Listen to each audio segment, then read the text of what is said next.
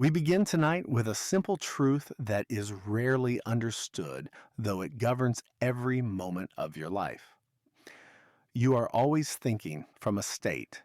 There's no such thing as thinking from nowhere. Every thought, every reaction, every feeling proceeds from an assumption about who you are and what is real.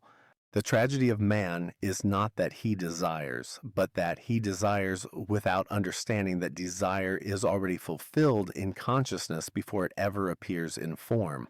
Most people live their lives thinking of what they want.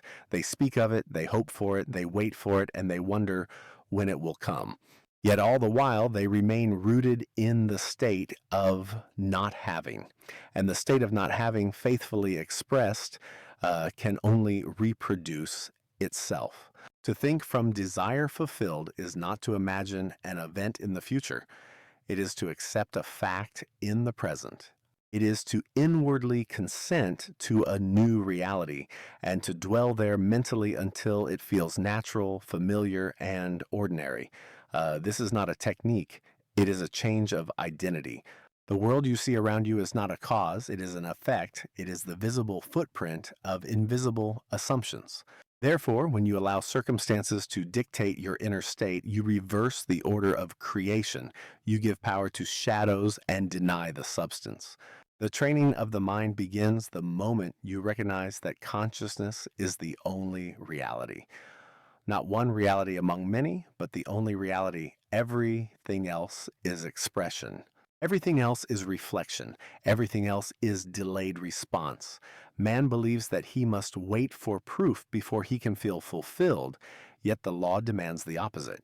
Feeling precedes manifestation.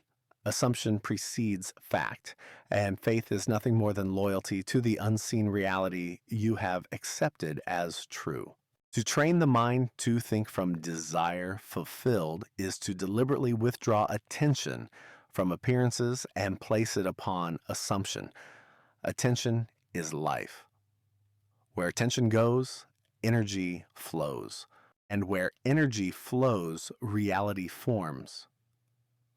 You must learn to notice the subtle difference between thinking of something and thinking from it. When you think of something, you remain separate from it. There is distance. There is effort. There is longing. When you think from something, there is unity. There is calm. There is knowing. This knowing does not announce itself loudly. It does not demand validation. It does not rush. It rests. It abides. It is the stillness of completion. At first, this way of thinking will feel unfamiliar. The mind, conditioned by years of sensory evidence, will resist it. It will attempt to pull you back into old reactions. It will say, look at the facts. Look at the evidence. Look at what is happening. But facts are only crystallized thoughts. They are not authorities. They are records. You must decide whether you will be governed by memory or imagination. Memory repeats. Imagination creates. The disciplined mind learns to pause between stimulus and response. In that pause lies freedom. In that pause, you choose the state from which you will respond. And response from fulfillment produces a vastly different world than reaction from lack. The mind does not need to be forced into submission, it needs to be educated. It needs to be shown gently and repeatedly that there is a higher authority than the senses. That authority is awareness. Awareness is what you are. You are not the thoughts you think. You are the awareness that entertains them, and what you habitually entertain becomes the structure of your life. When you assume the feeling of desire fulfilled, you are not lying to yourself. You are selecting a state that already exists. Every possible version of you exists now. The question is not whether it exists, but whether you will occupy it.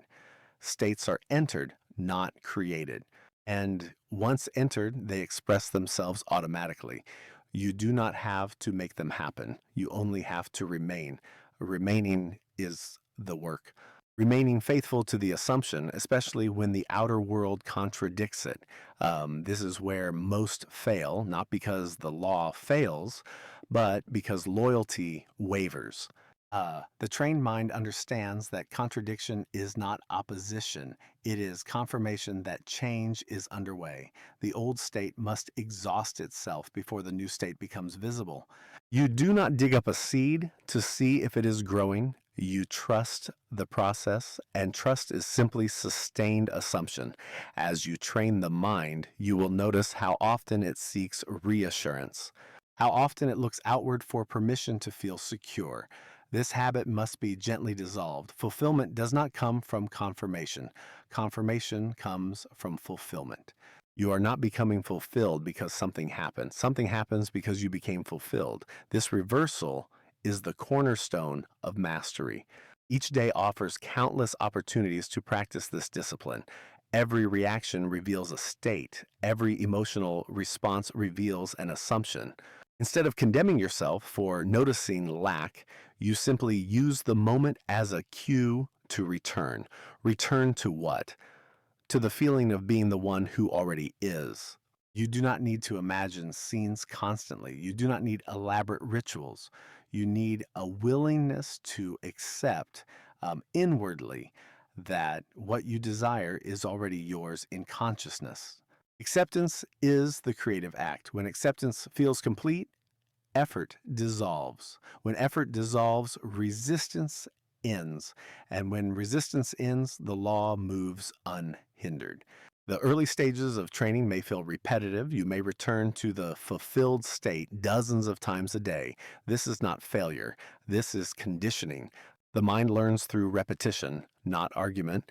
Gradually, something remarkable happens. The fulfilled state begins to feel more natural than the old one. You find yourself responding differently without trying. You interpret events differently. You feel steadier, quieter, less reactive. This is evidence that the training is working. Do not rush this process. Depth is more powerful than speed. One deeply assumed state is worth more than 1,000 fleeting affirmations. As you rest more frequently in the state of fulfillment, you will notice that the desire itself begins to change character. It no longer feels like something missing. It feels like something present but unexpressed, and expression is inevitable, for consciousness must express what it is conscious of being. This is the law. It has no exceptions. It has no favorites. It operates whether you know it or not. To train the mind to think from desire of fulfilled is simply to align yourself with how reality actually works. And once aligned, life becomes far more cooperative than you ever imagined. As the mind becomes more familiar with thinking from desire fulfilled, a deeper level of training begins. This level is not concerned with formal moments of imagination alone, but with the constant, quiet activity of inner conversation. For man is always talking to himself, and this inner speech is the direct expression of the state he occupies. What you say inwardly when no one is listening reveals who you are being. These silent conversations are not harmless. They are creative acts. They shape your expectations, color your perceptions, and ultimately harden into the events of your life. To train the mind, therefore, you must become aware of this inner dialogue, not to judge it, not to suppress it, but to understand it. The moment you catch yourself rehearsing disappointment, explaining failure, or anticipating rejection, you have discovered the state you are occupying. At that moment, you are given a choice. You may continue the conversation and strengthen the state, or you may gently shift it. And the shift does not occur by changing words alone, but by changing position. You move from the one who hopes to the one who knows. Ask yourself quietly, if my desire were already fulfilled, how would I be speaking to myself right now? And then, without effort, let that tone replace the old one. This is not forced positivity, it is alignment. The trained mind does not argue with doubt. It does not try to convince fear. It simply withdraws belief from them. Doubt dissolves when it is no longer believed. Fear fades when it is no longer fed. You must understand that resistance is not something to be fought. It is something to be outgrown. Resistance exists only while you remain identified with the old state. When identity shifts, resistance disappears. This is why repetition is essential. Not repetition of words, but repetition of being. Each time you return to the fulfilled state, you weaken the old habit and strengthen the new one. Eventually, the old state loses its grip entirely. During the day, the world will present you with countless opportunities to react. Someone may speak in a way that challenges your assumption. An event may occur that seems to contradict your inner position. These moments are not setbacks, they are tests of loyalty. Loyalty is the essence of faith. Faith is not belief in a doctrine or a promise. Faith is loyalty to an assumption. It is remaining inwardly faithful to the state you have chosen, regardless of appearances. When something undesirable appears, the untrained mind reacts automatically. It accepts the appearance as final and adjusts its inner state accordingly. The trained mind pauses. It remembers. It refuses to draw conclusions. You do not deny what you see. You deny its authority. You recognize it as a temporary condition, not a permanent truth.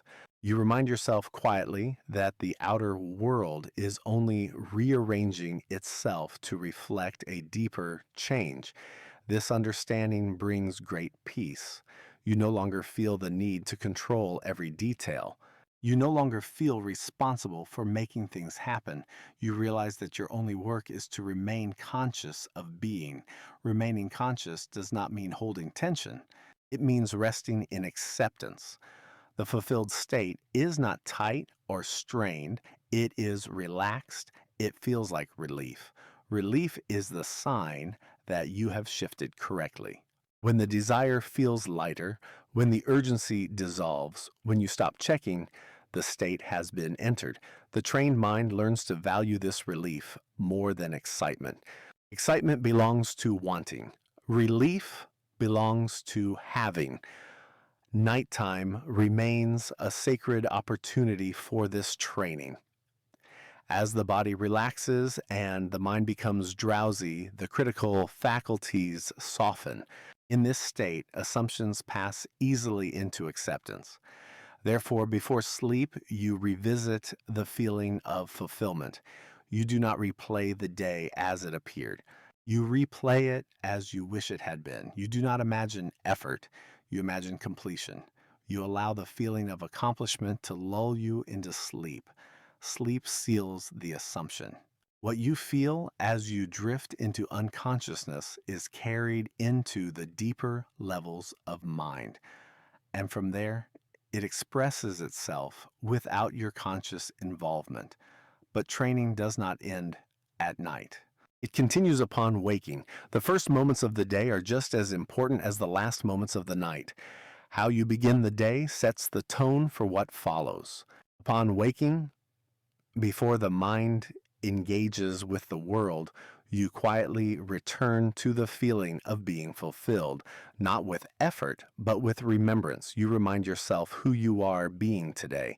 This remembrance becomes easier with practice. Over time, you will find that the fulfilled state returns automatically. It becomes your resting place. As this happens, you may notice that outer circumstances begin to shift in subtle ways. Conversations change, opportunities appear, people respond differently. Do not become distracted by these signs. They are effects, not causes. If you chase effects, you abandon the cause. If you remain faithful to the cause, effects must follow.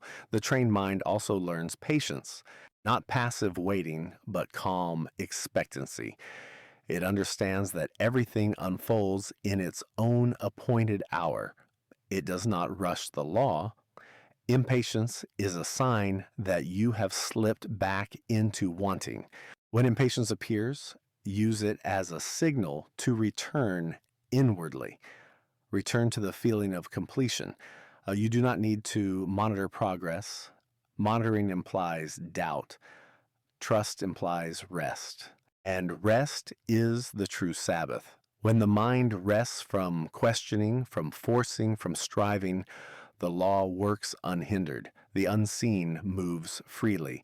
As you persist in this discipline, something profound occurs. Your sense of self begins to stabilize.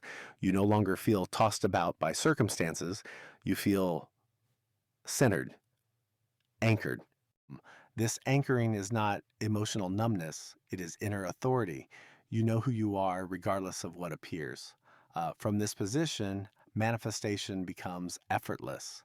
You are no longer attempting to change the world. You are allowing the world to catch up with you. This is the art of living from the end. And in the final part of this lecture, we will speak of the deepest transformation of all. When thinking from desire fulfilled becomes no longer a practice, but a permanent state of being. In this final stage of training, something very subtle yet profound takes place. Thinking from desire fulfilled is no longer something you consciously remember to do. It becomes the background of your awareness. It becomes the place from which you naturally live, move, and respond. The effort that once accompanied assumption dissolves, and what remains is quiet confidence. This is the point at which identity stabilizes. You are no longer shifting in and out of states deliberately. You have simply accepted a new self as true. And this acceptance is final, not because you force it to be, but because it feels right. It feels natural. It feels like home. At this level, desire itself changes meaning. You no longer experience desire as something lacking or missing. You experience it as a gentle awareness of expansion, an invitation to occupy a greater state of being. Desire no longer produces tension, it produces recognition. Recognition is the feeling of remembering something you already are. The trained mind understands now that life is not happening to you, it is happening from you. Circumstances are not tests to be passed or obstacles to be overcome. They are reflections adjusting themselves to your inner position. When the old world makes one final attempt to assert itself, you do not react. You do not defend. You do not argue. You simply remain. And in remaining, you allow the old state to dissolve on its own. This is surrender, but not the surrender of weakness. It is the surrender of control. You no longer attempt to manage outcomes. You trust the law completely. You have seen it work too many times to doubt it. At this stage, the mind rests easily in the present moment, not because the future is uncertain, but because the future is already decided inwardly. When the end is known, the middle no longer causes anxiety. You are no longer waiting for permission to feel secure, loved, successful, or free. You feel these states now because they are who you have accepted yourself to be, and the outer world must, in time, confirm this acceptance. Time itself begins to lose its power over you. You understand that delay is not denial. You understand that expression follows impression. And you know that what has been impressed upon consciousness must externalize. The trained mind no longer asks, is this working? That question belongs to doubt. Instead, there is a quiet knowing that nothing can prevent expression except a change of assumption. And since you have no intention of changing it, the outcome is assured. At this level, manifestation feels impersonal, not in a cold way, but in a liberated way. You are no longer emotionally entangled with outcomes. You allow them, you receive them, and then you move on. You also notice that compassion deepens. As you understand that everyone is living from a state, you no longer personalize behavior. You no longer blame or condemn. You see states expressing themselves through people. This understanding frees you. It allows you to remain inwardly stable even when others are not. It allows you to respond from wisdom rather than reaction. The fulfillment of desire then becomes secondary to the fulfillment of self. You realize that the greatest manifestation is alignment with your true nature as awareness itself. From this perspective, you see that you were never meant to struggle. You were never meant to force life into compliance. You were meant to select, accept, and allow. The law does the rest. Living from desire fulfilled does not make you passive, it makes you precise. Your actions arise naturally from your state. You do not push, you move when moved. And when you act, action feels inspired, not compelled. It feels obvious, not stressful. It feels like the next natural step rather than a desperate attempt to make something happen. This is how the bridge of incidents unfolds, not through planning, but through alignment. Each step appears when needed without confusion or strain. You trust this process now. Trust is no longer something you practice, it is something you embody. There will still be moments of contrast. There will still be times when the old self whispers, but these moments pass quickly. They no longer hold authority. They no longer define you. You recognize them as echoes, and echoes fade. You remain grounded in the awareness that you are the operant power.